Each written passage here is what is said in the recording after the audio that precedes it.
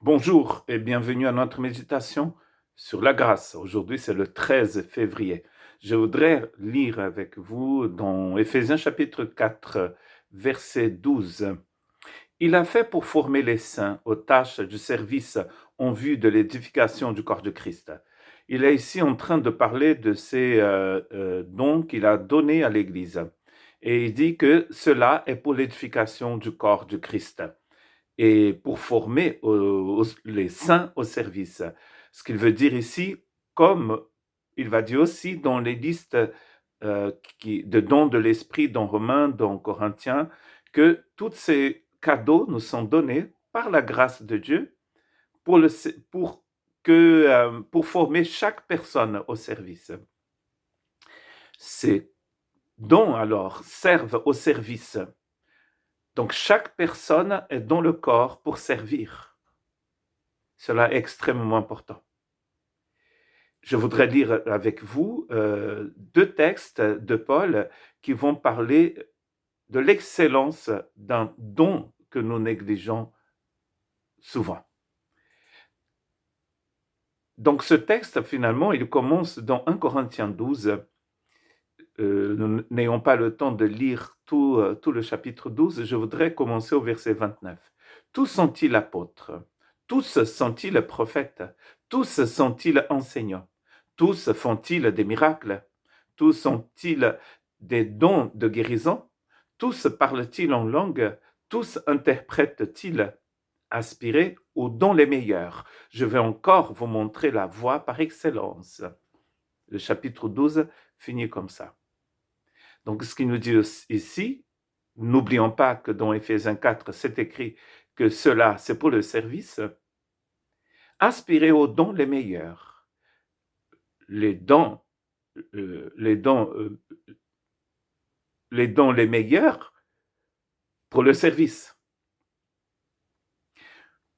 Pour que tu puisses trouver ta place dans cette économie divine où tous les saints sont là pour servir les autres.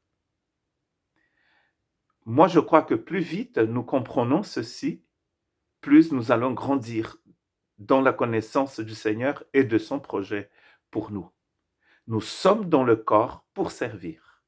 D'ailleurs, Jésus, pour écraser dans le cœur de ses disciples cette idée qu'ils étaient là pour gouverner, pour prendre une place importante, pour faire la frime, Jésus dit, même le Fils de l'homme est venu pour servir et pour donner sa vie pour beaucoup.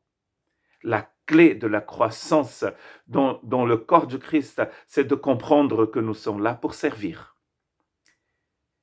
Ce texte du chapitre 12 n'était pas un chapitre 12, cela a été rajouté après les chapitres. Et donc il continue en disant, je vais vous montrer la voie par excellence. Et le chapitre finit comme ça. Nous fermons notre Bible et on se demande de quel est ce chemin par excellence, parce qu'on nous a coupé le texte ici. Et on a créé un autre chapitre où on va mettre un thème, un autre thème que celui du chapitre 12, qui, dans la tête de beaucoup de chrétiens, d'ailleurs dans la mienne aussi était comme ça, c'est un chapitre qui parle des dons de l'esprit. Ensuite, le chapitre 13 parle d'autre chose. Mais mes frères et sœurs, chapitre 12 et chapitre 13 n'existent pas. Tout est un seul texte. Quelle est cette voie par excellence? Et selon l'enseignement de la Bible, c'est parce que nous négligeons cette voie par excellence que nous faisons n'importe quoi avec la liste des dons dans le chapitre 12. Nous oublions le plus important, la voie plus excellente.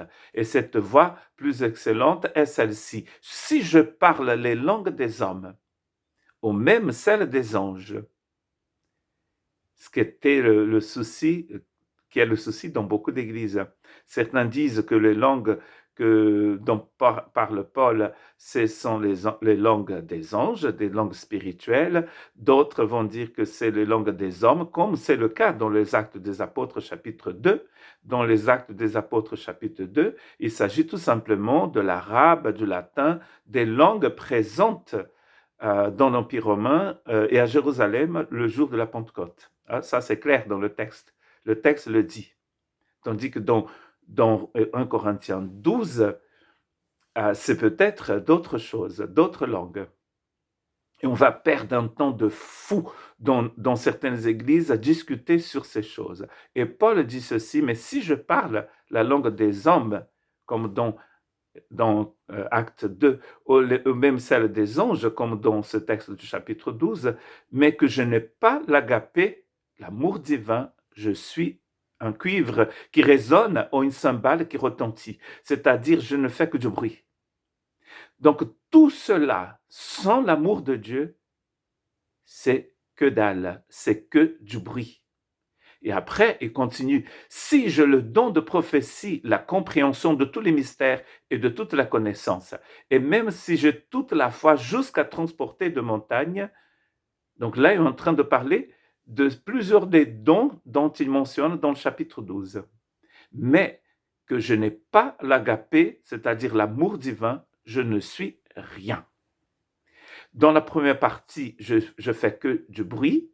Dans cette deuxième partie, je ne suis rien. Car vous savez, ces dons, ils opèrent au niveau de ce que vous devenez en Christ. Car ils sont les cadeaux de la grâce que vous a transformé. Donc, si vous avez tout cela, mais vous n'avez pas l'amour de Dieu, vous n'êtes rien. Donc, ça veut dire que nous pouvons imiter les dons, mais nous ne pouvons pas imiter la naissance d'en haut qui nous est donnée par la grâce et c'est l'opération de l'Esprit de Dieu qui déverse dans notre cœur l'amour de Dieu. Donc, vous voyez, nous avons besoin des dons, mais des vrais, ceux qui sont conduits par l'Esprit de Dieu, par l'amour de Dieu. S'il faut pour enfoncer le clou, allons jusqu'au bout. Je peux avoir toute la foi, parce qu'il y a un don qui s'appelle le don de foi. Je peux même avoir ce don. Mais si je n'ai pas l'agapé de Dieu, je ne suis rien. Il a des dons de miséricorde dans les listes de Paul. Et si je distribue tous mes biens aux pauvres, si même je livre mon corps aux flammes, dans un genre de désir de devenir un grand martyr pour le Seigneur, mais que je n'ai pas l'amour divin, cela ne me sert à rien. Donc, je ne suis rien, cela ne me sert à rien, ou sinon, je fais que du bruit. Donc, tout cela sans l'agapé n'est rien. Que Dieu vous bénisse.